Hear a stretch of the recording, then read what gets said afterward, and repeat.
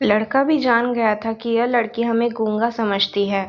इसके साथ ही साथ यह लड़की समझ गई थी कि यह लड़का इस घर का नौकर है, ना कि मालिक है। अब जब भी यह लड़का उस लड़की के पास जाता तो गूंगा बन जाता है। धीरे धीरे वह लड़की इस लड़के पर काफ़ी रहम खाने लगी। अब उसे इस लड़के के लाचारी पर प्यार होने लगा। लेकिन फिर वह लड़की एक बात से डर कर पीछे हट जाती है। इस लड़की के भी माता पिता बचपन में ही मर चुके थे।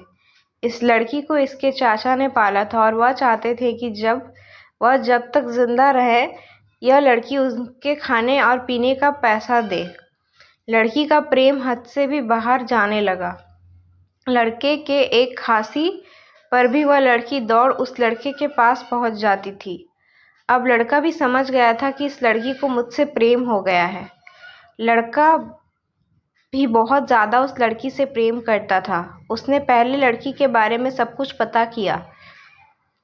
जब उसे सब पता चल गया तो वो बहुत रोने लगा क्योंकि उसने गूंगे होने का झूठ बोला था।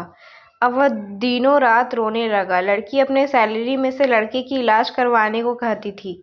एक दिन सुबह की उस लड़की को पता चला कि वह लड़का हॉस्पिटल में भर्ती है। वह दौड़ते हुए जब हॉस्पिटल में पहुंची तो उसने देखा कि लड़का बेड पर बेहोश पड़ा है। उसके आसपास काफ़ी मशीन लगी हुई थी। जब लड़की डॉक्टर के पास पहुंची तो वहां पर डॉक्टर उसे बताया कि लड़का अब बोल नहीं सकता है। उसने अपनी जीभ को काटाने की कोशिश की है। इसके साथ ही उस डॉक्टर ने उस लड़की को एक पत्र दिया। उस पत्र में लिखा था, मैं एक काफ़ी धनी लड़का हूँ। जिस घर में तुम काम करती हो उस घर का मालिक मैं ही हूँ। लेकिन इसके साथ ही मैंने तुमसे एक बहुत बड़ा झूठ बोला कि मैं गूंगा हूँ। अब इस झूठ का प्रायश्चित करने के लिए मैं ऐसा काम करने जा रहा हूँ।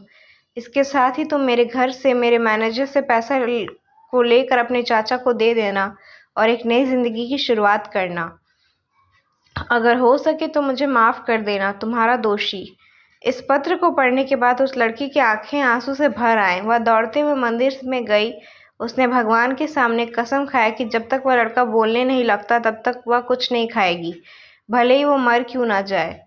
इधर डॉक्टर भी उस लड़के की इलाज कर रहे थे। ईश्वर ने दोनों के मन की बात कबूल कर लिया और अब लड़का बोलने लगा, लेकिन वह अपनी याददाश्त को खो गया। अब उसे कुछ भी नहीं याद था। अब इसके बाद लड़की ने उसके याददाश्त के लिए काफ़ी कुछ किया, लेकिन याददाश्त ना आ सका। अगर प्रेम की नींव को झूठ पर रखा जाए तो वह गिर ही जाता है।